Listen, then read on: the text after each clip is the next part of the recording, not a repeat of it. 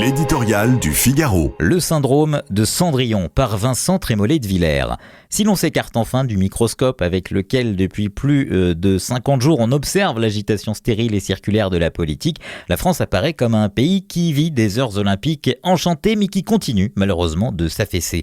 On aura beau sceller les anneaux de Paris 2024 sur la Tour Eiffel, cela ne perpétuera pas un mois béni où la nécessité de l'événement a permis de surmonter les normes absurdes, de s'affranchir des blocages, de récompenser le mérite, l'effort, l'excellence. Le 8 septembre, le carrosse redevient citrouille et il nous laissera la fierté de la réussite et l'édifice consolant du souvenir. C'est trop maigre pour affronter les crises qui menacent de s'enchaîner. La première, politique, est de plus en plus aiguë. Le chef de l'État en exil dans son propre palais, des forces émiettées. Une assemblée, jeu de Mikado impraticable, qui peut s'entredéchirer au premier mouvement. En arrière-plan, les millions d'électeurs RN, vainqueurs du premier tour des législatives, qui se sentent floués. Les millions d'électeurs NFP, vainqueurs du second tour, qui crient à la trahison.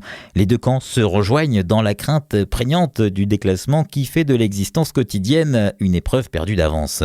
Tension, frustration, ressentiment, les ingrédients de la crise sociale mitonnent déjà à feu doux. Crise financière, ensuite, qui plane sur un pays surendetté, incapable de tenir même sa politique de dérapage contrôlé, prévision de déficit dépassé, pays médaillé d'or de l'impôt où l'on discute doctement, assis sur des caisses vides, les pieds posés sur une dette de 3 000 milliards, abrogation de la réforme des retraites et semaine de 4 jours. Crise d'autorité, enfin. Immigration anarchique, menaces islamistes, antisémitisme, délinquance ordinaire qui tue ici un gendarme et là, après un rodéo, fauche un enfant de 7 ans. La France a tué mon mari. Le cri d'harmonie commune, c'est celui des entrailles d'un pays qui vit dans la crainte légitime d'une violence qui frappe impunément et de plus en plus souvent. Pour écarter tous ces dangers, il nous faudrait Hercule. Il n'est pas disponible pour Matignon. Les bonnes volontés n'ont donc pas le choix. Elles doivent se hisser au-dessus de leurs intérêts pour éviter que cette folle dissolution poursuive son œuvre funeste de décomposition.